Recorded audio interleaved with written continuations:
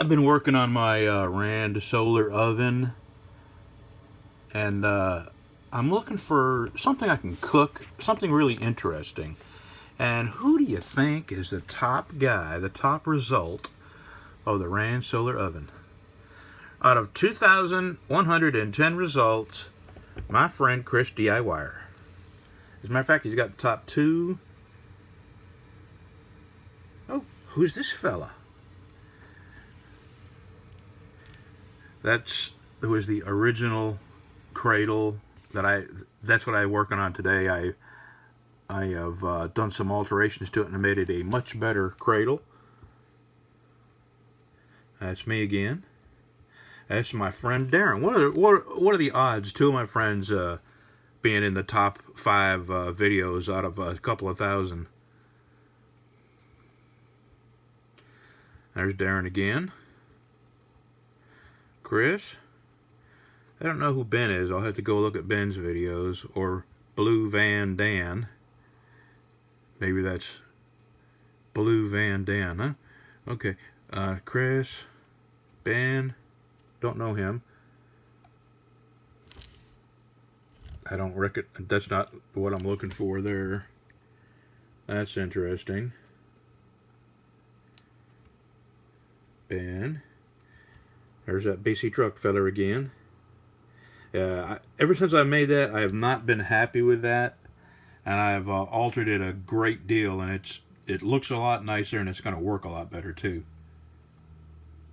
Chris made some meatballs. There's Ben again. Solar oven quest. Chris again. There's that person, Ben. Solar cooker jar. Huh, that sounds interesting.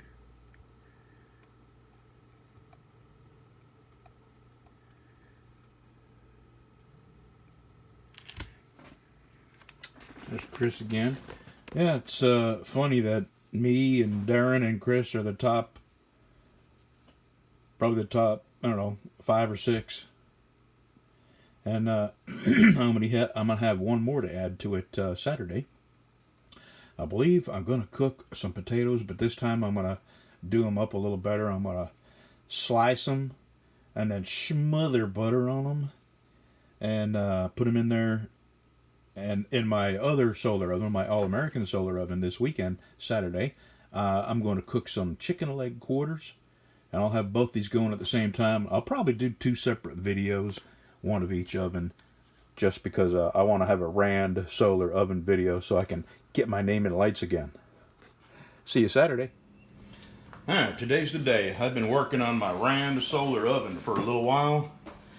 I've got it a couple of years ago. Yeah, not last summer, but the summer before. And here's the thing about the Rand solar oven. It's round, so you have to figure out how to hold it from rolling over when you use it.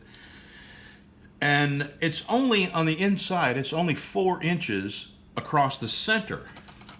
So you got to find things that you can sort of mold to the center of it. And what I would do is just pinch this a little bit, you know, make these sides come in a little more,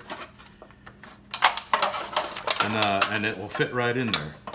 So there's 2 things that it has that make it a little difficult to use, and that is that it's so little that fits inside of it. Unless you just cook in the tray, which you could do, but I don't see how you could hold precious butter in that tray for very long. So today I'm using these little foil loaf pans. And this afternoon I'm going to Walmart and I'm going to see if I can't find something that I can alter on my bandsaw to make it fit in there. But until then, I'm going to cook some potatoes in these. Big one and a little one for me. Let me make sure they're going to fit. Yeah, that'll fit. And let me get my glasses on. I'll show you how I'm going to do all of these. I'm going to cut some slices about halfway through, about 3/8 of an inch thick each one. Yes, I'm using my favorite knife. And Saturday I'll start giving them away, thanks to Rick, Arkansas Prepper. I think he has slightly altered his name, Arkansas Prepper, Northeast Arkansas, something like that. I'll have to look.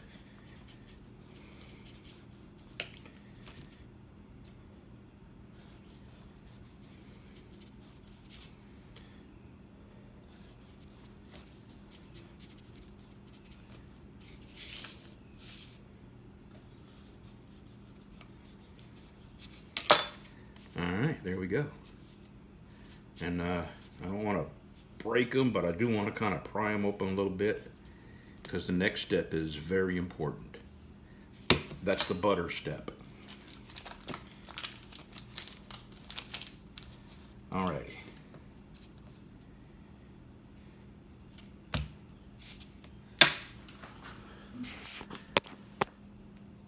Can you see that okay? Yeah.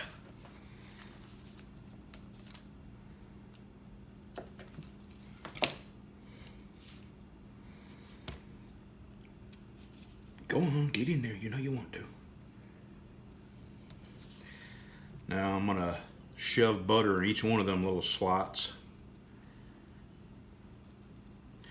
And then I'm gonna, mine only, I'm cooking two for my wife, and her stomach is so delicate that I don't put any seasoning or anything extra on nothing I cook for her. There's very little that she can eat without it bothering her. So I'm real careful about spice when I cook her stuff. So mine, I'm gonna finish cutting the other one there and putting butter down inside each slot, and then I'm gonna put a little coating of salt and pepper on the top and put them in here. And I'm gonna do my wife's the same way, but just butter, no salt and pepper. And I'll see you out there at the solar oven. All right, that's what they look like. Now I'm fixing to drag them out there to the sun oven and put them in, set them in the sun. It's 9:30 in the morning. I should have potatoes, I don't know, 2 or 3 hours I think. I've cooked potatoes before in this, and honestly I cannot remember how long it took to cook them. And it's slightly overcast, so it may take a little longer, but we'll see. I'll know. See you at the solar oven. All right, there we go. There's my new cradle. And if I end up liking this, this is so brittle it's gonna fall apart soon, but if this works out well, I'm gonna take this plastic off and put plywood on. And that will be my dedicated Rand solar oven table. So here we go. 9:30. And yeah, I don't have it aimed directly. The sun is coming from this direction. And actually when the sun, probably, you know, from 11 to 1, the sun's going to be perfect. So this may take a while just because I'm not going to sit here and aim this all day. But I'll see you when the potatoes are ready. Well, they look done.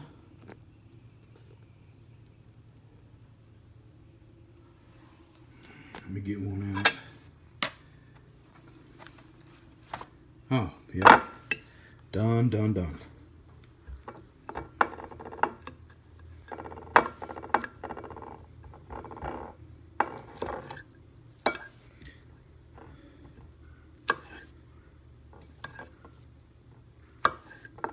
I'm going to take a taste here in just a second. I'm trying to get to a part that the least likely one that'll be done would be on the bottom, I would think.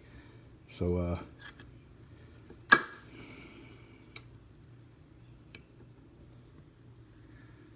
whew, steaming. It's probably going to be too hot to eat.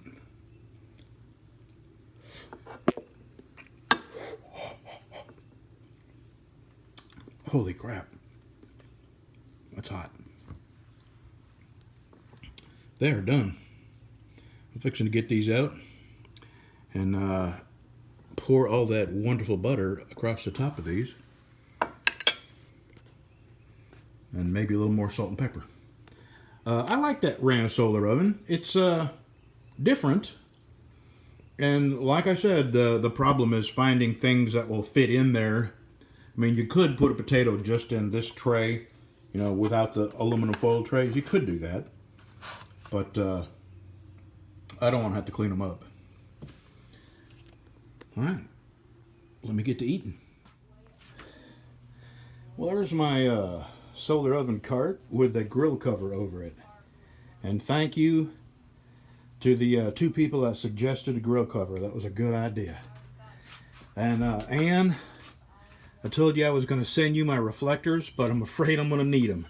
This thing doesn't get hot enough quick enough, so I'm going to use the reflectors on either side of this to get this one to heat up quicker. I got it up to 250, and it took 4 hours to get it that high.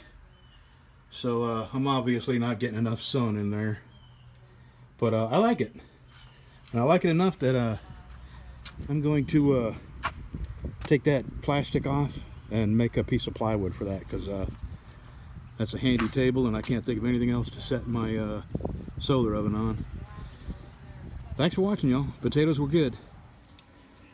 So the last couple of days I've been craving a Reese's peanut butter cup. And I got me one. It's been years since I had one. Looks like just a normal old Reese's peanut butter cup. Do you know what them SOBs have done? Look at the size of that little rinky-dink. They have knocked a half an inch off of that thing. Tiny little thing. I can't believe they've done that. That's barely worth buying right there. And that big old package, that tiny little thing. Just ain't right. Says who?